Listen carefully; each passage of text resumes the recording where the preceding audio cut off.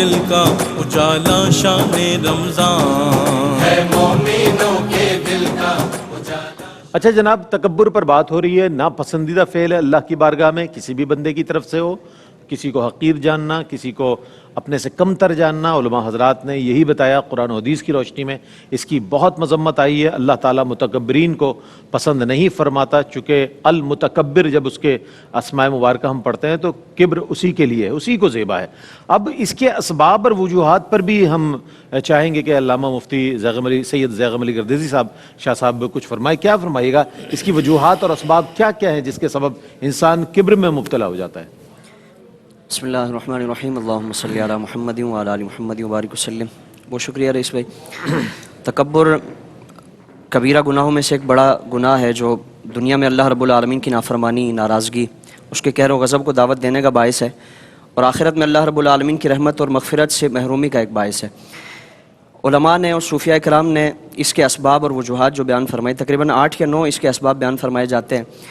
ان میں سے جو انتہائی مہلک جو اس کا سبب ہے اور بنیادی جو سبب ہے اور جو تمام اسباب میں سب سے زیادہ نقصان کا باعث ہے، وہ علم ہے کہ آپ صلی اللہ تعالیٰ علیہ وآلہ وسلم نے بھی اس سے متعلق فرمایا کہ ہر شے کے لیے ایک آفت ہوتی ہے اور ایک مصیبت ہوتی ہے، اور علم کے لیے آفت وہ تکبر ہے کہ انسان اس علم کی وجہ سے تکبر میں مبتلا ہو جائے۔ یعنی کثرت علم کی وجہ سے بعض مرتبہ انسان اس کیفیت میں پہنچ جاتا ہے اور یہ تصور قائم کر لیتا ہے کہ مجھ جیسا کوئی نہیں ہے، انا خیر من، کہ میں سب سے بہتر ہوں اور میرے معاصرین میں میرا ہم پلہ کوئی نہیں ہے، میرے برابر کوئی نہیں ہے۔ اور جس طرح اس سے پہلے مفتی صاحب نے کلام فرمایا نا کہ وہ کیفیت ہی ہوتی ہے کہ اپنے ساتھ بٹھانا کسی کو گوارا نہیں کرتے، اور اگر کوئی ایسا شخص ہو کہ جو ان کے لیول کا نہیں ہے یا ان کے مقام و مرتبے سے تھوڑا سا بھی اگر وہ اس کے مطابق نہیں ہوتا تو اس سے سلام ٹھیک گوارا نہیں کیا جاتا کہ اس سے صحیح طرح سے سلام کیا جائے۔ اور کیفیت یہ اتنی یعنی اس سبب کی وجہ سے جو تکبر کیا جاتا ہے، ہم دیکھیں کہ کوئی بھی اگر اس تکبر میں مبتلا ہوتا ہے تو وہ اپنے برابر کسی کو نہیں سمجھتا، اور پھر اسی کے ساتھ ساتھ یعنی آپ اگر ان سے کسی بھی طرح کا کوئی علمی اختلاف بھی کریں گے، باوجود اس کے کہ آپ کے پاس دلائل ہیں، براہین آپ کے پاس موجود ہیں، لیکن چونکہ آپ نے یہ بڑی جسارت کر لی ہے تو اب آپ کے ایمان و کفر کا مسئلہ آ جائے گا کہ آپ نے اتنی بڑی جسارت کر لی کہ اس فلاں شخصیت کو آپ نے للکار دیا اور اس کے مقابلے میں آ گئے۔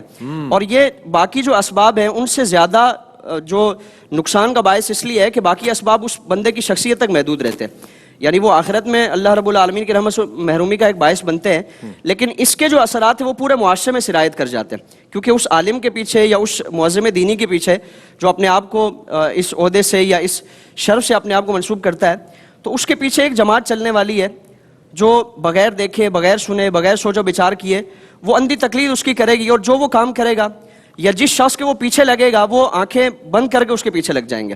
تو اس لیے تکبر کو جو لانے والے اور تکبر کے اسباب میں سے پہلا سبب علماء نے بیان فرمایا کہ وہ علم ہے، پھر اسی کے ساتھ ساتھ زہد و تقویٰ، یعنی کثرت عبادت کی وجہ سے انسان اپنے آپ کو اس طور پر یہ تصور کرنے لگتا ہے کہ مجھ جیسا کوئی عبادت گزار نہیں ہے، اور وہ اپنی عبادات کو اپنے منہ میاں مٹھو بننے کی کوشش کرتا ہے کہ کہیں مجلس میں بیٹھا ہوا ہے تو وہ ان چیزوں کا پرچار کرنا شروع کر دے گا، میں تو اتنا عبادت گزار ہوں، میں نے اتنے حج کیے ہیں، میں نے اتنے عمرے کیے ہیں، اور یعنی وہ جو عاجزی انکساری کا ایک وہ کیفیت اپنائی جاتی ہے، وہ بھی ایک تصنع کے طور پر، اور اس کے پس پردہ کیا ہوتا ہے کہ وہ تکبر، اپنی بڑائی کو ظاہر کرنا، دوسروں کو اپنے سامنے نیچا دکھانا۔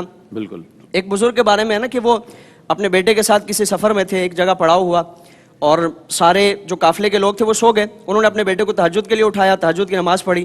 اب بیٹے نے اپنے والد گرامی سے کہا کہ حضرت ہم اللہ رب العالمین کی عبادت کر رہے ہیں اور دیکھیں یہ سارے سو رہے ہیں، اور ہم نے اپنی نیند کو قربان کر کے، اپنی نیند کو چھوڑ کے اللہ کی عبادت کے لیے ہم اٹھے۔ تو آپ نے فرمایا کہ اس سے بہتر تھا تم سوئے رہتے، یعنی تم اگر سوئے رہتے تو ایک یہی ہوتا زیادہ سے زیادہ کہ نفلی عبادت تم نہ کر پاتے، لیکن اٹھ کر تم نے عبادت کی، اور عبادت کے ذریعے جو ایک تکبر کا معاملہ ہے اور دوسروں کو اپنے سامنے حقیر سمجھنے کا جو معاملہ ہے وہ تم نے اپنایا، جو اللہ رب العالمین کی بارگاہ میں انتہائی جسارت ہے اور انتہائی ناپسندیدہ ہے۔ پھر اسی کے ساتھ حسب و نسب کا جو معاملہ ہے کہ انسان حسب و نسب کی وجہ سے خاندانی تفاخر میں آ جائے۔ قرآن کریم میں جو مختلف قبائل اور مختلف جو اس طرح کے شاخوں میں تقسیم فرمایا گیا، اس کا ایک سبب بیان فرمایا کہ لتعارفوا وجعلناکم شعوبا وقبائل لتعارفوا، لتفاخروا نہیں فرمایا کہ آپس میں ایک دوسرے پر فخر کرنا ہے۔ اور حسب و نسب کی وجہ سے آپ صلی اللہ تعالیٰ علیہ وآلہ وسلم نے آخری خطبے میں واضح طور پر ان سارے تفاخرات کو اور جو ایک دوسرے پر امتیاز بڑھتا جاتا تھا ان ساری چیزوں سے متعلق فرمایا کہ میں آج ان سارے تفاخرات کو اپنے پاؤں تلے رونتا ہوں. کسی عربی کو کسی اجمی پر کوئی فضیلت حاصل نہیں, کسی گورے کو کسی کالے پر کوئی فضیلت حاصل نہیں ہے. فضیلت اسی کی ہے ان اکرمکم عند اللہ اتقاکم, کہ اللہ رب العالمین کی بارگاہ میں معزز وہ ہے, مکرم وہ ہے, شرف اور بزرگی والا وہ ہے جو اللہ رب العالمین کا سب سے زیادہ خوف اور خشیت رکھنے والا ہے. سبحان اللہ, کیا اچھی بات آپ نے کہی. اور پروفیسر حفیظ طیب نے ایک شعر کہا ایک نعت میں, کیا اچھا شعر کہا کہ شہ دین کے فکر و نگاہ سے مٹے رنگ و نسل کے تفرقے, شہ دین کے فکر و نگاہ سے مٹے رنگ و نسل کے تفرقے, نہ رہا تفاخر منصبی نہ رعونت نسبی رہی, نہ رہا تفاخر منصبی نہ رعونت نسبی رہی. اچھا, ہم کسی بھی چیز کے بارے میں جواز اور عدم جواز کے حوالے سے معلومات حاصل اس لیے کرتے ہیں تاکہ اویئرنیس ہو جائے, معلوم ہو جائے کیا چیز کس درجے تک جائز ہے اور کس حد تک ناجائز ہے. تکبر کا بھی اسی طرح ہے. ہم یہ جاننا چاہیں گے کہ کیا تکبر کسی صورت پسندیدہ ہے اور اس کے جواز کے بھی کوئی معاملات ہیں, تو اس حوالے سے کن معاملات میں تکبر کا جواز پایا جا سکتا ہے؟ میں چاہتا ہوں اس حوالے سے رہنمائی. یہ تکبر کی ضد عاجزی ہوتی ہے اور یہ بہت محبوب ہے, لیکن بعض اوقات یہ عارضی دین کو یا دیندار کو, علم کو یا صاحب علم کو ذلیل کروانے کا سبب بن جاتی ہے. اس موقع پر انسان کو پہلی بات تو کہ ترک عارضی کرنی ہے. اچھا, اور اگر ترک عارضی بھی کافی نہ ہو تو پھر اظہار تکبر بھی صحیح ہے. مثال کے طور پر اگر ایک دیندار ایک سیٹھ کے سامنے جھک کر بیٹھے, اس کی جھوٹی تعریفیں کرے, اس کے گھٹنوں کا ہاتھ لگائے, تو اس کی نگاہوں سے تو علم اور عالم کی اہمیت ختم ہو جائے گی, 2 منٹ میں ختم ہو جائے. تو وہاں نہیں کہ جی میں تو اب قدموں کی خاک ہوں, میں تو کتا کمینہ ہوں. سیٹھ کے سامنے, فراڈیا سیٹ اس کے سامنے, جی میں تو کتا کمینہ ہوں, تو بس پھر تو گئے آپ کام سے, وہ تو اور چوڑا ہو جائے گا. اسی چیز نے تو دینداروں کو ذلیل کر دیا ہے. حضرت مالک بن دینار رحمۃ اللہ علیہ فرمایا کرتے تھے, حالانکہ وہ ایسا نہیں کرتے تھے لیکن وہ ایک طنز کر رہے ہیں اپنے زمانے کے, کہ جب تک ہم دور رہے تو ہمیں عزتیں تھیں, اور جب ہم نے مالداروں کے گھروں میں آنا جانا شروع کر دیا تو انہوں نے ہمیں رومال کی مثل بنا لیا. تو یہ دینی طبقہ جو ہے یہ بعض اوقات خلاف موقع اظہار عارضی کر کے اپنے آپ کو اور دین کو ذلیل کروا دیتا ہے. یہ نہیں ہونا چاہیے. اب یہ تو ہے کہ ترک عارضی ہے, لیکن ایک ہے کہ سامنے والا بڑا متکبر ہو. اعلیٰ حضرت امام اہل سنت کے بارے میں لکھا ہے کہ آپ اپنے ایک دوست سے ملنے گئے, تو اس کا ایک نوکر آیا. اچھا, تو وہ بیٹھنے لگا تو اس نے ڈانٹ کے اس کو ذلیل کر کے نکال دیا کہ تم یہاں بیٹھو گئی ہے. اعلیٰ حضرت کہتے ہیں مجھے بہت برا لگا لیکن میں خاموش رہا. کہتے ہیں پھر وہ میرے گھر ملنے کے لیے آیا, تو اعلیٰ حضرت کا حجام آیا. اعلیٰ حضرت فرمایا آؤ, ان کا نام لیا, فرمایا ان کے ساتھ بیٹھے ہیں. بیٹھے تو وہ ایک دم کھڑا ہو گیا, اس کے منہ سے اور ناک سے شعلے نکلنے لگے اور کہنے لگا آپ مجھے اس کے ساتھ بٹھائیں گے, اور چلا گیا. اعلیٰ حضرت نے فرمایا کہ میں نے اس کے تکبر کے توڑ کے لیے ایسا کیا اور میں ایسے شخص سے ملنا بھی نہیں چاہتا ہوں.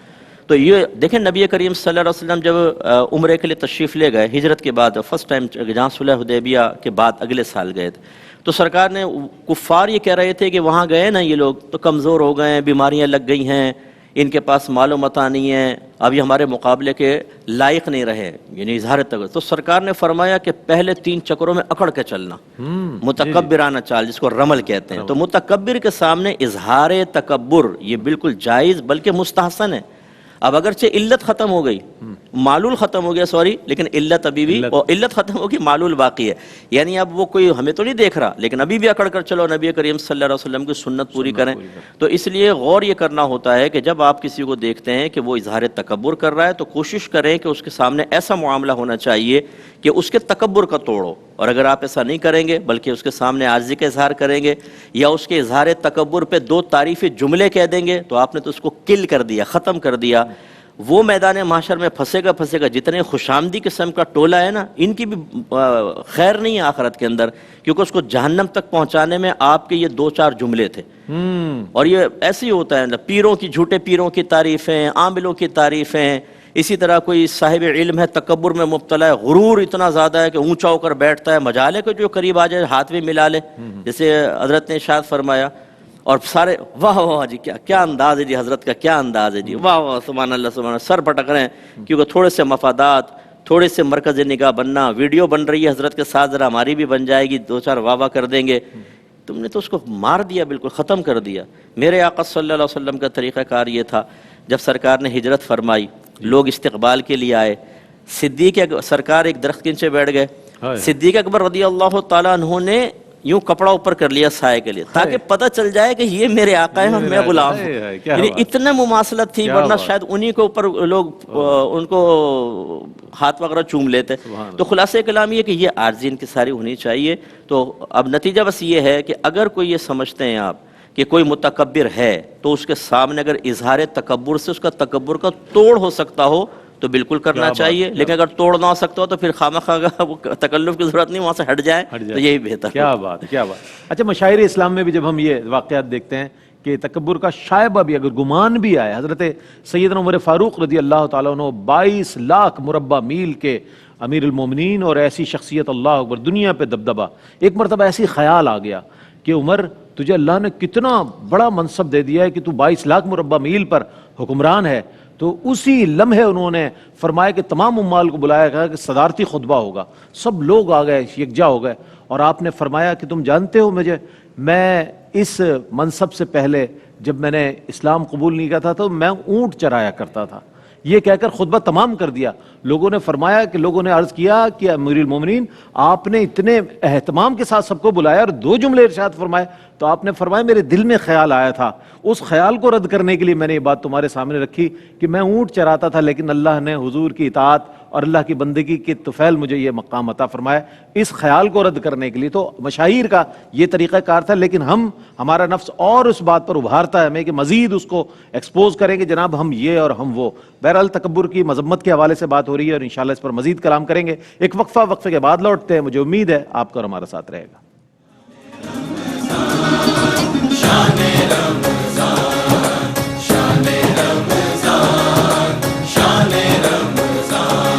है मोमिनों के दिल का उजाला शान रमजान।